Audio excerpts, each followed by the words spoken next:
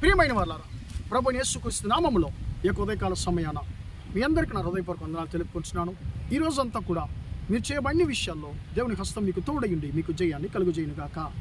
ప్రియమైన దేవుని బిడ్డలారా, కీర్తన గ్రంథము 34వ కీర్తన 4వ వచనం అలా సెలవిస్తుంది, నేను యెహోవా యొద్ద విచారణ చేయగా ఆయన నాకు ఉత్తరం ఇచ్చెను, నాకు కలిగిన భయములన్నిటి నుండి ఆయన నన్ను తప్పించెను అనేటువంటి మాటను చదువుతున్నాను.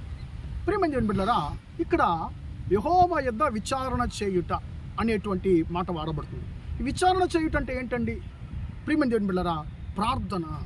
ఇది దేవుడి దగ్గర మనకు సమస్యల గురించి ఆయన దగ్గర మన సమస్యల గురించి మనము ప్రార్థించేటువంటి ఒక విషయాన్ని గురించి ఒక వచనం మాట్లాడుతుందండి.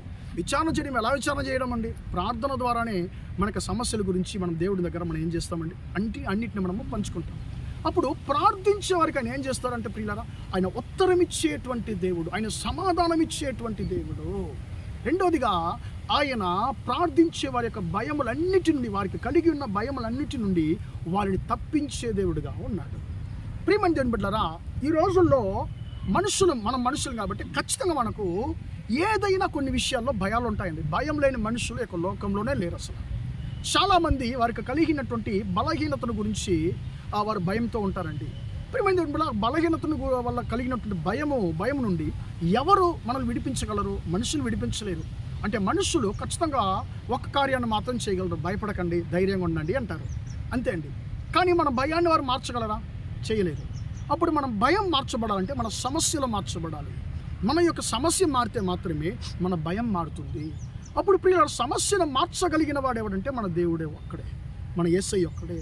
ప్రియమైన దేవుని బిడ్డ, వచనం సెలవిస్తుంది, నువ్వు దేవుని దగ్గర ప్రార్థించినప్పుడు ఆయన నీకు ఉత్తరం ఇచ్చేటువంటి దేవుడు. అది మాత్రం కాకుండా నీకు కలిగి ఉన్న భయములన్నిటి నుంచి ఆయన నిన్ను తప్పించే దేవుడు అని చెప్పి వచనము మనతో వాగ్దానం చేస్తుంది.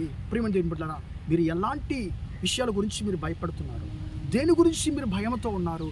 ఈ యొక్క ఉదయకాల సమయాన దేవుని యొక్క వాక్యము మీతో మాట్లాడుతుంది. దేవుడి యొక్క వాక్యం ద్వారా నీతో మాట్లాడుతున్నాడు. యేసయ్య యొక్క వాక్యం ద్వారా నీతో మాట్లాడుతున్నాడు. ప్రియమైన దేవుని బిడ్డ, నీకు కలిగి ఉన్న భయములన్నిటి నుంచి నేను నిన్ను తప్పించబోతున్నాను. నువ్వు దేని గురించి భయపడనక్కర్లేదు. నీ భయాలేంటో నువ్వు నా యొక్క సన్నిధిలో నువ్వు చెప్పు.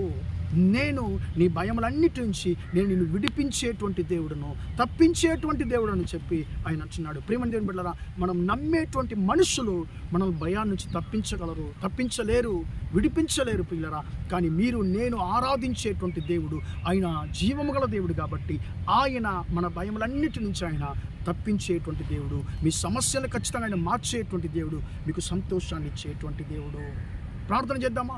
ప్రేమగల మా తండ్రి, దయగల దేవ, ఇంతవరకు మాటలు విన్న తండ్రి, మీ బిడ్డలు మీరు దీవించండి, ఆశీర్వదించండి అయ్యా. తండ్రి స్తోత్రం అయ్యా. నువ్వు తండ్రిని దగ్గర విచారణ చేసినప్పుడు, ప్రార్థించినప్పుడు నువ్వు మాకు ఉత్తరం ఇచ్చేటువంటి దేవుడు తండ్రి. మా యొక్క భయములన్నిటి నుంచి మమ్మల్ని విడిపించేటువంటి దేవుడు తండ్రి. మాతో మాట్లాడిన నీ మహాకృపని బట్టి స్తోత్రం. ఈ యొక్క వచనము తండ్రి అయ్యా, మా సహోదరుల యొక్క జీవితంలో 100% నెరవేరునుగా కానీ ప్రార్థిస్తున్నాను తండ్రి. అయ్యా, వారి భయములన్నిటి నుంచి తండ్రి వారు యేసయ్య నామంలో విడిపించబడుదురుగాక తండ్రి. ఈ రోజంతా కూడా తండ్రి మీ బిడ్డలు చేసే అన్ని విషయాల్లో మీ హస్తం తోడిండి వారిని ఆశీర్వదించమని యేసయ్య నామంలో ప్రార్థిస్తున్నాను తండ్రి. ఆమేన్, ఆమేన్. ప్రియమైన వారలారా, దేవుడు మిమ్మల్ని దీవించి ఆశీర్వదించును గాక. Praise the lord.